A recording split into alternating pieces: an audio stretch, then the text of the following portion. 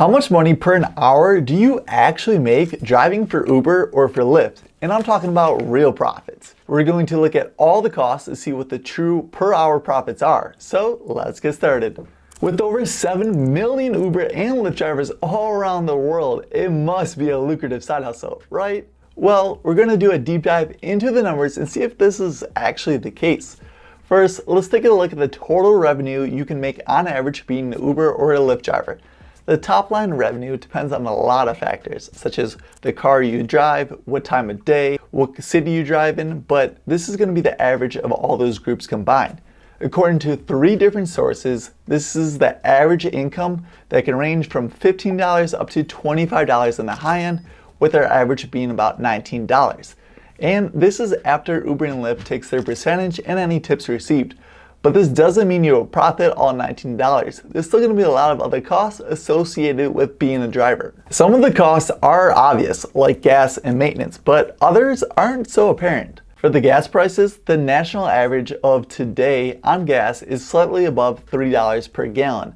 Most new drivers are surprised just how many miles they actually put on their car.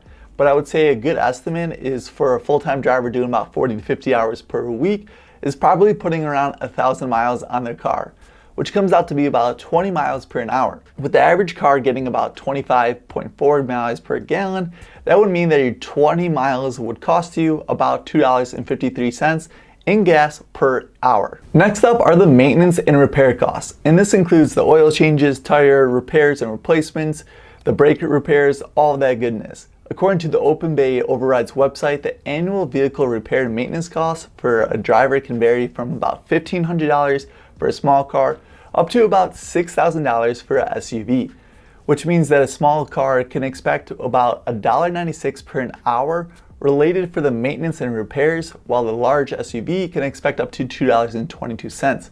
If you combine the two, the average comes out to be about $2.09 per an hour related to maintenance and repairs. You can't forget about depreciation, which basically is how much the car loses in value over time. There's a lot of different things that impact this amount, but the biggest 2 factors are the car's condition and miles.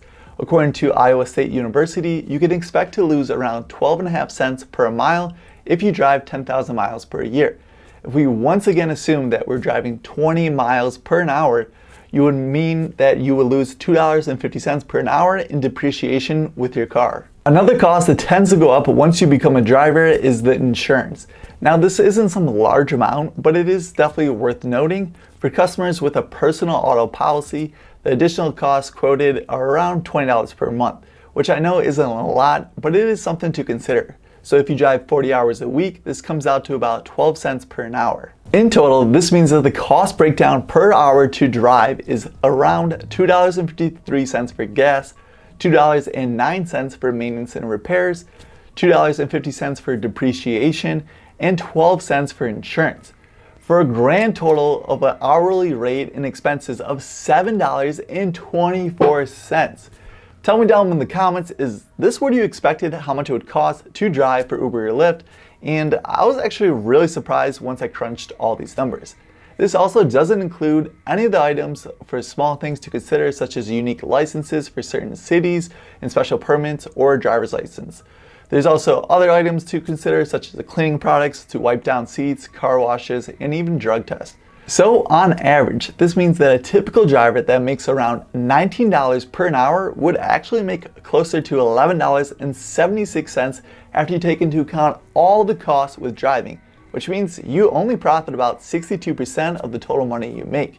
Most drivers just think about how much revenue they bring in and how much they spend in gas. But as you can see, there's tons of other small handful of other costs to consider that impact if driving actually makes sense for you. Plus, that doesn't even consider all the other non-tangible items that impact drivers, such as the increase in stress with driving, being in traffic, and dealing with rude customers. And also, you're a lot more likely to get into an accident, get tickets for parking, red light cameras, speeding tickets, etc. And also just dealing with bad customers or going to a bad or dangerous area. Overall, I think driving for Uber and Lyft can actually be a great side hustle, especially since you can work on your own time and when it's convenient for you. But if you're driving full-time earning around $19 per an hour, the real profit is actually a lot less at right around $12. There's tons of other jobs out there that can make you much more money, plus you don't have the added stress of driving and the risk of accidents and tickets. Here in Chicago, the minimum wage is just under $16 per an hour. Personally, if it was me, I would much rather do a side hustle that can make me much more money or a side hustle that can make me money while I sleep. For example, Amazon review videos or starting a junk removal service. If you're still interested in driving, then I would highly recommend to only drive in times where you can dramatically increase your revenue by driving during peak hours, during the weekends, around the holidays, high demand areas, or special times of the year. Tell me down below in the comments if you are a driver and how much money do you earn per hour in your city. I'll see you guys in the next one, and this is Kevin, your financial tutor, signing off. Peace.